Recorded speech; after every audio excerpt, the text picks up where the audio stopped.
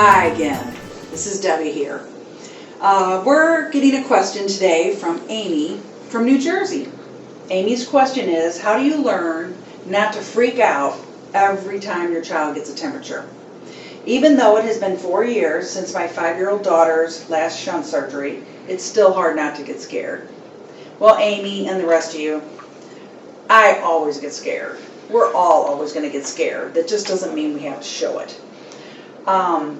Freaking out when your child gets a temperature, first of all, common sense. Okay, as a parent, you have to have some common sense. If you have any question at all that you think there may be something more going on, call your surgeon, call your pediatrician. That's what the doctors are there for. Anytime you have a medical question or something that just isn't right, you really need to double check it with your surgeon's office. They're used to these calls, they get them all the time. It doesn't hurt to double check with your doctor. Once you get that answer from your doctor, like, come in, we'll check it out, or I wouldn't worry just yet, they'll give you some thoughts and ideas on things to look out for, then, save your worrying until you really need to worry. When you call your doctor's office, the first thing they're going to ask you is, what are you noticing that is different about your child? So think about the fever that your child has. Is your child having diarrhea as well with the fever? Are they vomiting? Do they have any other symptoms going on that are normal shunt symptoms? These are all things the doctor's going to want to know. Are their eyes acting weird?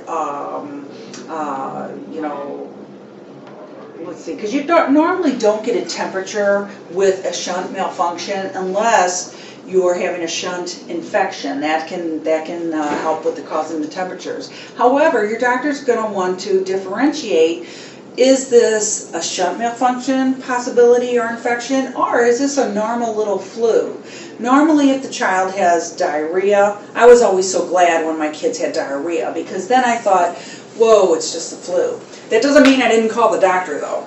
I was one of those parents who did call the doctor, and just to double check things out. It's never better to be safe than sorry. So if you're ever worried, make sure you call your physician.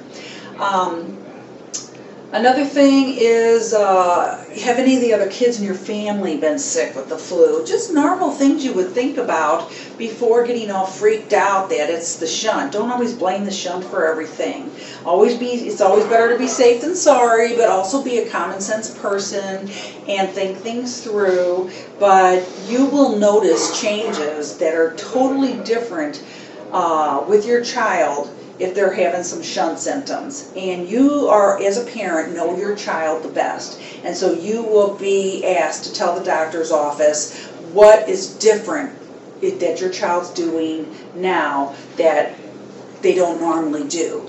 And then the doctor will either tell you, hey, come on in, we'll check it out, take a look at it, and you'll feel better one way or the other. Now, once a child has a shunt malfunction, we always, of course, hope that they don't, but once they do have a shunt malfunction, we do have what I call a shunt sense. I call it mom's shunt sense. Once your child has a shunt malfunction, you kind of know what they do with a normal shunt malfunction. And that will alert you to either call your doctor, get in to see your doctor, or take your child to the emergency room, depending on the symptoms. If you have any question about symptoms, make sure you read through our literature, which we will have links available to you at the end of this blog, and make sure you know all the symptoms of shunt malfunction. And that doesn't mean your child is going to have them all. It doesn't mean your child may just have 1 or 2 of those symptoms, but you are going to have to be alert as a parent, but not freak out at the same time. And once again, if you have any questions, always remember, it's always better to be safe than sorry, and check with your physician for any medical questions. Thank you.